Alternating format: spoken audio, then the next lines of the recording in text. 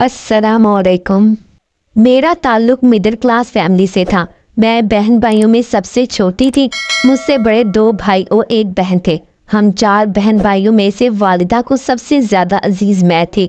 मेरे वालिद की साइकिलों की दुकान थी, जहां वो ना सिर्फ ख़राब साइकिलें मुरम्मत करते थे बल्कि नए साइकिल बेचते भी थे।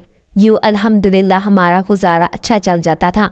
मेरे बड़े भाई तालीम को खैर आबाद कर वालिद साहब के साथ काम में लग गए थे, जबकि हम छोटे बहन भाई पढ़ रहे थे। मेरी वालिदा का एक हाथ जला हुआ था जो तकरीबन नाकारा था।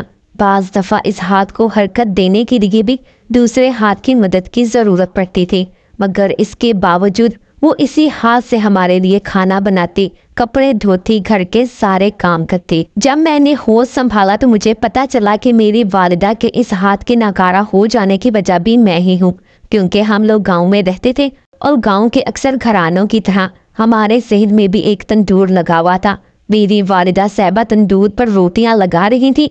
मैं सहन में खेल रही थी और खेलते हुए तंदूर के करीब चली गई। मेरी वालिदा का क्योंकि मुझ पर ध्यान नहीं था, तंदूर के करीब पड़े हुए कच्ची मिट्टी के ढेले पर खड़े होकर मैं तंदूर पर चढ़ गई।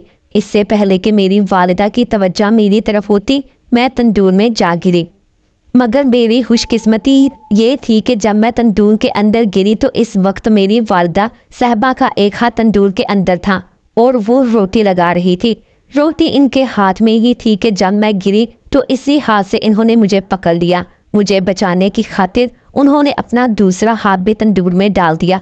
जैसे तैसे करके मुझे सीधा करके बाहर निकाला। उन्होंने 1 मिनट से भी कम वक्त में मुझे तंदूर से बाहर निकाल दिया। मगर इस दौरान तंदूर के दहकते अंगारों की हरकत की वजह से मेरी माँ के बाजू की कोहनिया तक की जिल्द झुलस कर उतर चुकी थी। मेरी वालिदा का हाथ मेरे और अंगारों की तपिश के दरमियान आड़ बन गया था, इसलिए मैं झुलसने से तकरीबन बच गई थी।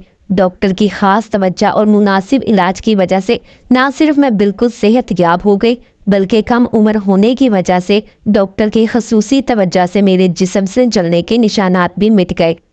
दूसरी तरफ मेरी वालिदा के इलाज के लिए डॉक्टर्स ने प्राइवेट अस्पताल तजवीज़ किया, मगर चूंकि हमारी हैसियत इतनी ना थी कि हम प्राइवेट अस्पताल से माँ का इलाज करवा सकते, इसलिए मेरी वालिदा ने घर में ही अपना इलाज शुरू कर दिया। मेरी बहन या कोई पड़ोसन आकर मेरी वालिदा के जले हुए बाजू पर कभी गुंदा हुआ आटा लगा देती, कभी ठंडे पानी में रखती और कभी किसी मखसूस जड़ी बूटी का रस लगा देती। यूँ लंबे अरसे तक शदीद अजियत में रहने के बाद मेरी माँ की जलन तो ठीक हो गई, मगर इनके बाजू पर झुलसने का निशान कभी ना जा सका। मगर बाइसे हैरत था कि जब भी कोई शख्स मेरी वालिदा से हमदर्दी के लिए आता और मुझे सामने देखकर कहता कि इस मनहूस की वजह से तुम्हारे हाथ खराब हो गए हैं, तो मेरी माँ मुझे पास बुलाती, मुझे चूमती और बड़ी मुश्किल से सीने से लगा कर कहती, ये मेरे लिए अल्लाह ताला की रहमत है और अल्लाह की रहमत को मनहूस नहीं कहते। खैर वक्त गुजरता गया और मैं जवान हो गई। FA के बाद मैंने अपनी बाकी सहेलियों की तरह यूनिवर्सिटी में दाखिला लेने की जिद शुरू कर दी। मेरे सब बहन भाई और वालिद मेरे इस फैसले के खिलाफ थे, मगर मेरी वालिदा ने मुझे सपोर्ट किया और जैसे तैसे करके सबको मना लिया। यूँ मेरी ये ख्वाहिश भी पूरी हो गई और मैं यूनिवर्सिटी में पढ़ने के लिए चली गई। इस्लामी जमहूरिया पाकिस्तान की यूनिवर्सिटीज़ का जिस तरह का माहौल है, मैं भी इसी रंग में रंग गई। मैंने भी गर्लफ्रेंड और बॉयफ्रेंड के कल्चर को तह दिल से कबूल कर लिया। मैंने भी एक वडेरे जागीरदार रईसज़ादे की दौलत से मुतासिर होकर मोहब्बत के नाम पर इसे अपना जिस्म सौंप दिया। मैंने रब की बनाई हुई हदूद को क्रॉस कर लिया। 20 बार भी मेरा जिस्म नोचने के बाद भी वडेरा अपने मोहब्बत के दावे करता रहा और मैं अपनी मोहब्बत दिखाने की खातिर इससे जिनसी इस्तेसाल करवाती रही। यूनिवर्सिटी के आखिरी दिनों में इसने मुझे शादी के लिए प्रपोज किया तो मैं राज़ी हो गई और घर बात करने की हामी भर ली। अपने महबूब के कहने पर जब मैंने घर बात की तो मेरे घर में मेरी वालिदा समेत सबका सख्त रद्द अमल आया। शुक्र है मेरी तालीम मुकम्मल हो चुकी थी, वरना शायद मुझ पर यूनिवर्सिटी जाने पर भी पाबंदी लगा दी जाती। वालिदैन और बहन भाइयों के इस तर्ज अमल का जिक्र जब मैंने अपने महबूब से किया तो मेरे महबूब ने मुझे अपनी मोहब्बत निभाने और साथ जीने मरने के वादे याद करवाए और घर वालों के सामने डट जाने का मशवरा दिया।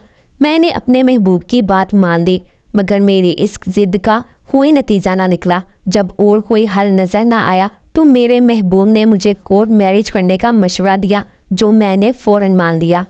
मगर मेरे इस फैसले की भिनक मेरे घर वालों को पड़ गई। मुझे एक कमरे में बंद कर दिया गया जहां मुझे सिर्फ एक वक्त मेरी माँ रोटी देने आती थी। मैंने अपनी माँ से साफ साफ कह दिया कि या तो मुझे कोर्ट मैरिज करने की इजाज़त दे दी जाए या फिर सुबह कमरे से मेरी लाश उठा लेना। मेरी माँ ने जब मेरी मौत का मेरे ही मुँह से लफ्ज़ सुना तो रोने लगी और मुझे कहा, तू ऐसा कोई कदम ना उठाना, तू अपनी मर्जी कर लेना।